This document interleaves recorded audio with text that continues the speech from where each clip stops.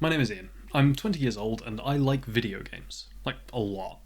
I especially like making games, and I'll admit that's mostly in the form of prototypes and systems demos, but I did work on a game called Trolley Problem Inc. See, there I am in the credits. And who's that playing the game? Oh my goodness, it's famous content creator Slimesicle, or perchance significantly more divisive content creator XQC.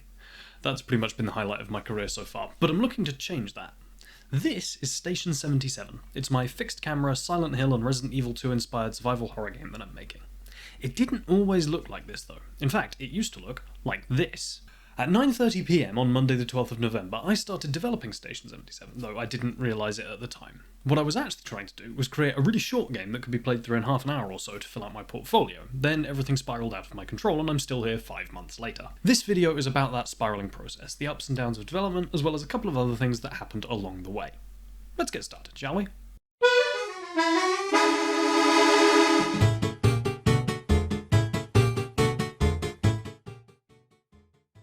For a while, I've had this idea lurking in the back of my mind for a fixed camera horror puzzle game that's a bit like the escape room sequences in Resident Evil 7 and 8. Happy Birthday and House Beneviento respectively, is what they're called.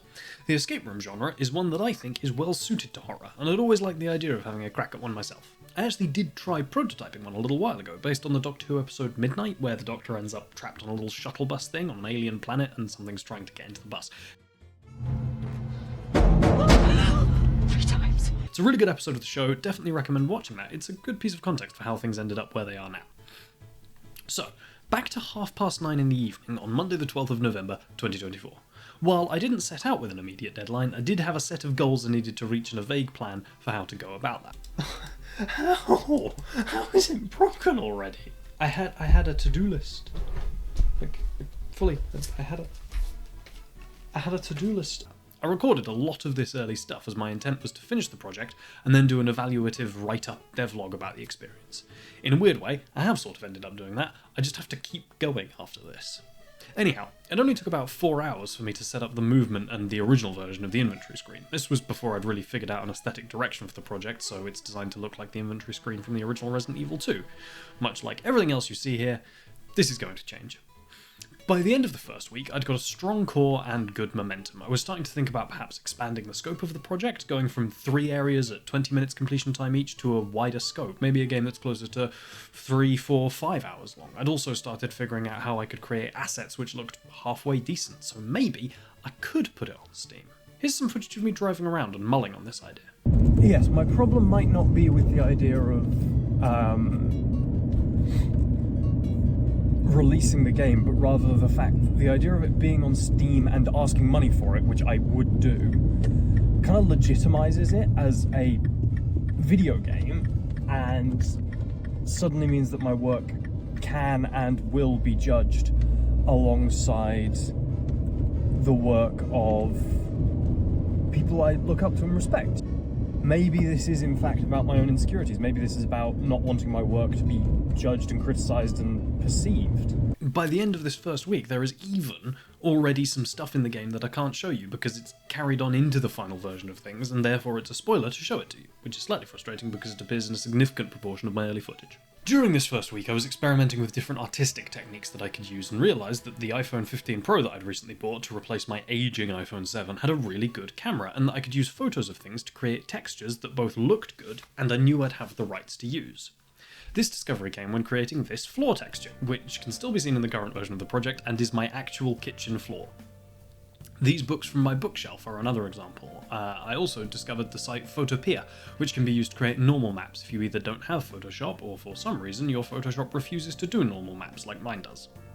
I did, however, make some slight errors during this early period, namely making absolutely all of these textures, even the ones for small and inconsequential things, 1024 by 1024. This is quite a large texture size for some of these uses, and later on in development I'm having to demaster a lot of them into lower resolution versions of themselves. This is helping to create that early 2000s PS2 kind of aesthetic I wanted to go for anyway, so it's not a problem, just time consuming. Things were starting to look really good for this project. I had ideas, I'd overcome the challenge of asset creation, historically one of the greatest hurdles I've faced in prior projects.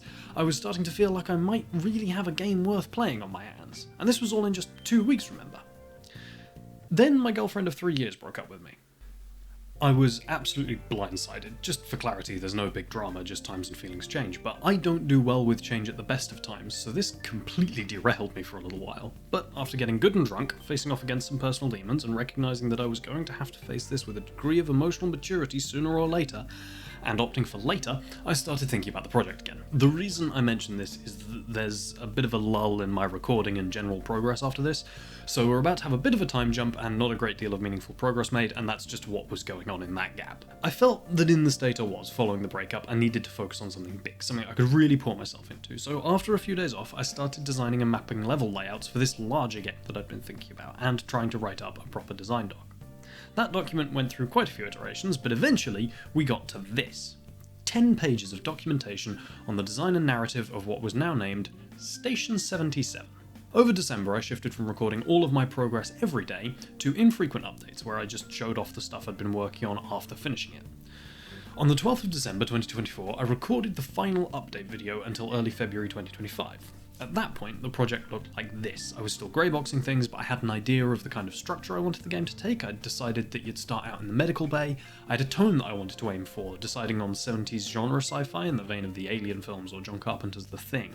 I'd really started to conceptually solidify, though I had very few practical examples of, the art style I wanted to aim for, and a lot of high-level story ideas were starting to take shape. I kept working right up until Christmas, and I was right back on it in early January, not that you'd know it from my footage.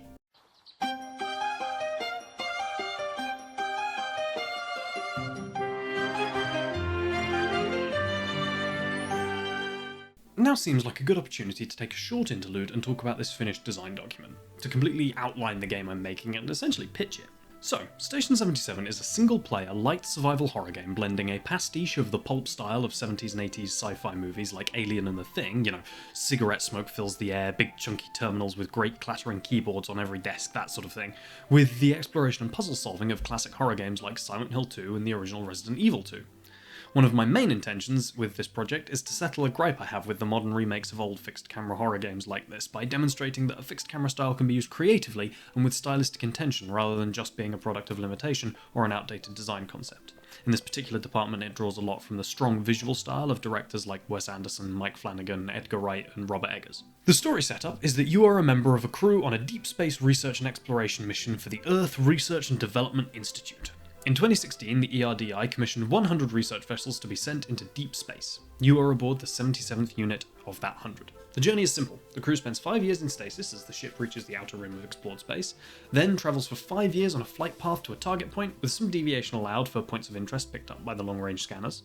Then the ship will perform a wide turn slingshot and align with a return vector, and spend 5 years travelling back over a different portion of space, continuing research and exploration until reaching the outer rim again, whereupon the crew goes back into stasis or hypersleep for the final quarter of the journey in the return to Earth.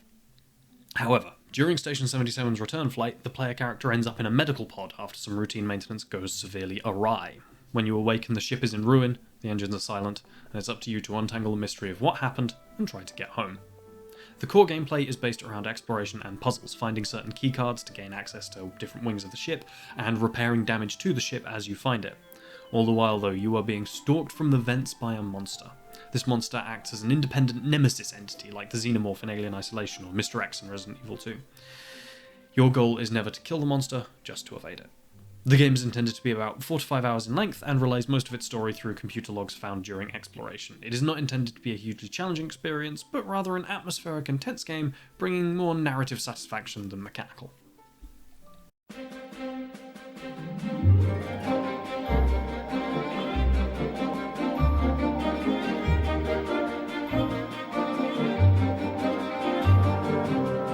The version of the game that you saw from early December was still in a very early prototyping stage, with grey boxes being used to get a feel for scale and layout. Over December, though, I focused on creating custom level geometry and figuring out how to solve some of the early problems. For instance, in this footage from December, you can see a wall which is black with white dots on it and text that reads "The Final Frontier" or something like that. This had me stumped for ages, because I decided early on that I wanted a moment right after you step out of the medical bay where you walk past a large window looking out to space, but I just could not figure out how to get a good, convincing space skybox. The answer was to use a higher resolution image. It's situations like this that I'm very grateful for modern hardware. Being able to strategically use a very large, very high resolution texture, whilst everything else is a much lower resolution, is a great way of creating a strong sense of scale. For good measure, I included a star and a planet outside, and on the advice of a friend created a shader to put on the planet which gives it the effect of the light from the star bleeding around the horizon. I think it's really quite effective. This brings us, finally, to when I next checked in with OBS in early February. Now, I know some things look quite different, but the overall layout is actually unchanged. By this time, I'd made some improvements to the camera system, allowing for transitions between world cameras and interaction cameras like the ones used on terminals and door keypads. Cameras could now also track both in translation and rotation. The most immediately obvious change is the degree of asset work that I've done, creating colour-banded walls to give the player a visual indication of which section of the ship they're in. I've already mentioned the window to space, with which I'm still thoroughly chuffed, though in this particular version there's actually an additional window cube still nested in there, which is causing that weird edge refraction issue. I solved that not long after this. So, time skipping once again to when I'm writing this script in early April, and the changes are significantly more incremental again. A lot of the work I've been doing in the last 2 months is art stuff and background production things. I've been ferreting away at the Steam page, which somehow still isn't ready to go live, but aside from that, I've continued to fill out the assets in the first room of the medical bay, as well as the medical team's office. I have started grey boxing and setting up lighting and atmosphere settings for the next couple of areas, and I've created the skeleton of a saving and loading system. I've also made a proper character model and giving him some animations from Mixamo. This is where I'm going to have to segue into a slightly difficult discussion just briefly before we continue with talking about development. If this game sounds like the kind of thing you'd be into, then please consider sending me a couple of bucks via my Ko-fi link. Work is hard to come by at the moment, so I've kind of been putting my all into this project, and if you guys are interested in playing it, as well as seeing the development process, the support would mean more than I can express. If there's significant support, I'll start up a Patreon, run a Kickstarter, or something like that. I know money is a slightly difficult discussion topic, so I'll be brief, but just for a look at the numbers, my goal is to try and put together somewhere between £1,000 and £5,000. It's just me working on this, so my outgoings are very low, and this would achieve 3 things. Firstly, a portion of that money would go towards a Steam Deck. I genuinely believe this game is well suited to playing on the Steam Deck, and I'm keen to get it Steam Deck verified, but I don't currently have one to test on, which is a bit of a limiting factor. Second, it gives me a fund I can pull from in order to pay contractors if I have them on board to work on things like art assets or music or whatever. While I am mostly working on things myself, I would really like to have the option of this. Finally, it pays me a salary to keep working on this full-time for another year or so, while keeping my portfolio website up and my car fueled. I'm in the fortunate position of still living at home with my parents, and while this can be frustrating for personal independence, it means that my outgoings are minimal and I can live for a long time on not very much money at all.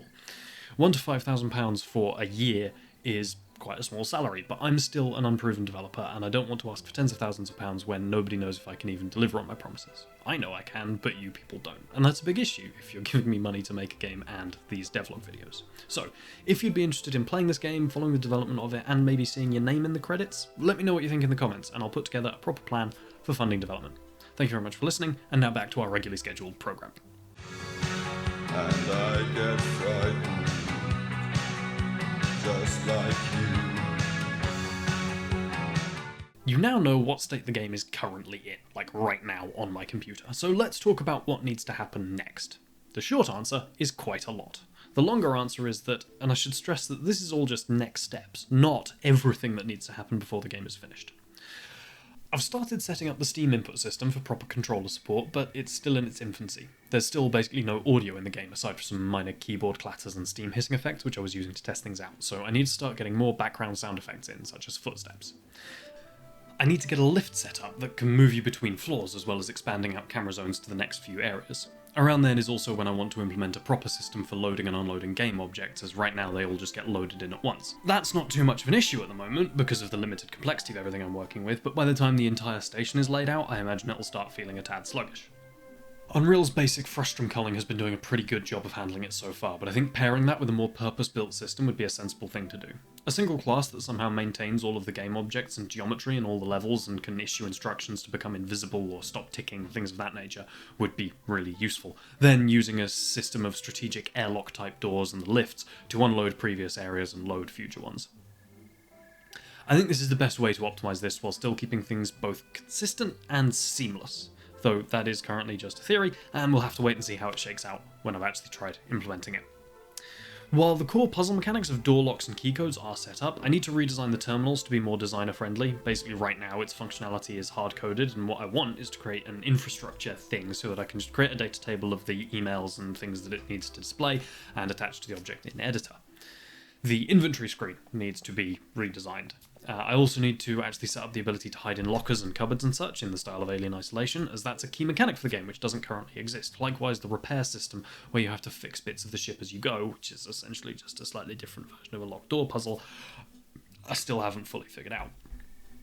The character model could do with a bit more detail, especially on the clothes, as these are currently just a bit too basic, even for my basic art style. I'd also like to create a couple of slightly different player models with different hair and lab coats so that I can have dead bodies. I know that sounds weird, but, you know, you find the crew throughout the ship, so I need to basically model the rest of the crew. I can also use this to create some pre-accident screenshots, which will be nice and fun. That's slightly lower priority, as is remodeling the player character or improving the player character, but needs to be done. Finally, there's one other thing, which I mentioned in the design doc section, which is the monster. Now, I'm still not 100% certain what I'm going to do with this. I'm going to start out, I'm going to model it, I'm going to get it ready for some screenshots and basic animations so that I can, you know, prep it on the Steam store. But I think there's going to be a lot of work that goes into creating that AI system, and, well, it'll be an interesting devlog, let's put it that way. To answer the big question in the room, when can I play it?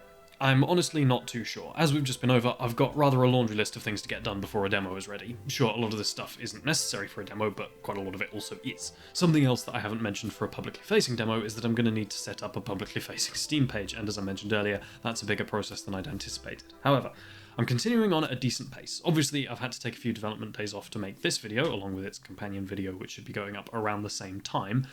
But after that's done, I'll get on with the first couple of areas. The introductory first chapter of the game should cover the first couple of areas, kind of the first act, I guess. And then that'll be the demo that you can play for free, and that'll just stay there. I was incredibly keen to get the store page live for this video's release, so that I could, at this point, say, if this sounds interesting, you can wishlist it here, but unfortunately we're still a bit off from that happening. In the next devlog, I'm going to cover the process of implementing proper controller support through Steamworks, and modelling, texturing, and rigging the monster. During that process, I can then finish up the last bits I need to get done on the Steam page, and get that live, and hopefully Devlog 2, or 1, depending on how I'm numbering these, can go up with an actual honest-to-goodness coming soon Steam page, which would be quite exciting, I think. Anyhow, in the meantime, that's all I've got for you, I'm afraid. If you'd be interested in donating to a Patreon or something of that sort, please do leave a comment and let me know. As you're on your way out, please like and subscribe, and go watch one of my other videos that I've made. One should be suggested to you on screen about now. Thank you again for watching. I have been your host, Ian, and good night.